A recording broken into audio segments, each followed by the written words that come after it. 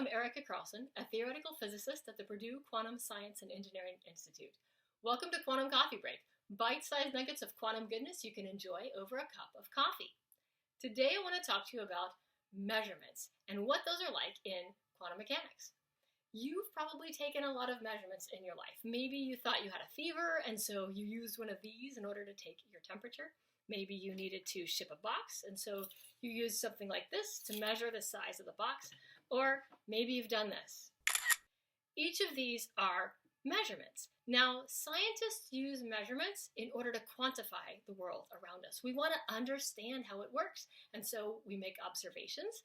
When we take a specific measurement, now we're getting a number back with units, and then we can compare that to equations we have that predict what we should have found. So, for example, when you took your temperature, you got back a number with units. Maybe you found it was 101 degrees Fahrenheit. When you measured the size of the box, maybe you saw it was 25 centimeters. You got back a number with units. Even when you did this and took a photo, you got back a file. And if you look inside the file, there's a bunch of numbers there, the units there being R, G, and B channels. Now, when we go to take measurements in quantum mechanics, we actually often find that the act of taking a measurement causes a big disturbance on what we're measuring. This is weird because you don't expect this one to happen, right? You don't expect that just because you took your temperature, now you have a fever. You don't expect that the measurement device caused your fever. You don't expect that the act of taking a photo will cause everything to suddenly rearrange. And yet it seems that when we take measurements in quantum mechanics, those kinds of effects are coming to the forefront. Now, maybe you have had a suspicion, like me though, that when you step on the scale, those extra 5 pounds must be due to the scale, right? They have nothing whatsoever to do with the jars of hazelnut spread that we saw in the last episode. Sadly, it's probably just the hazelnut spread, right?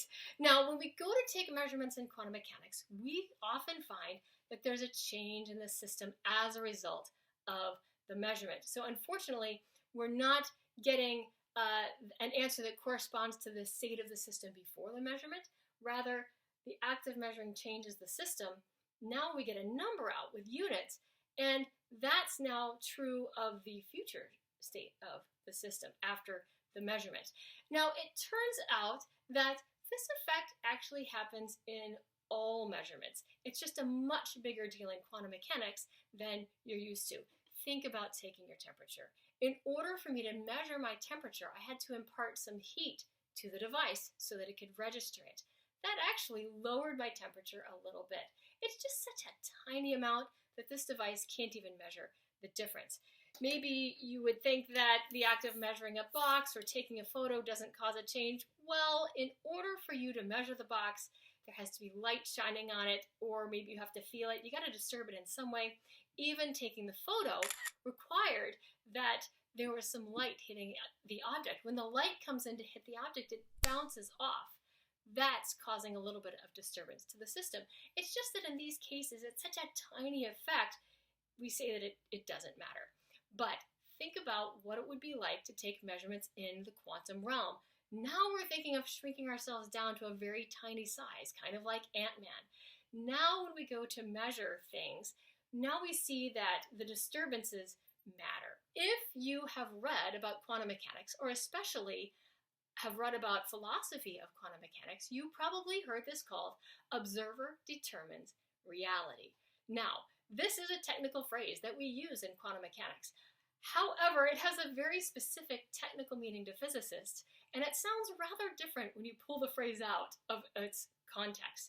I prefer to say that observers disturb what they measure.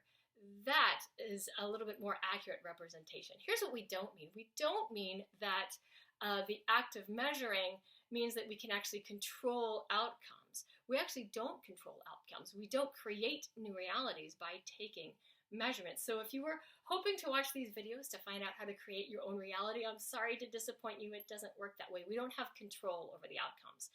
The outcomes are just whatever they are.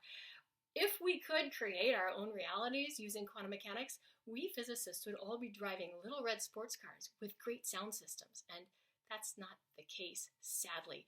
So you know that we're not really able to create our own reality using this method.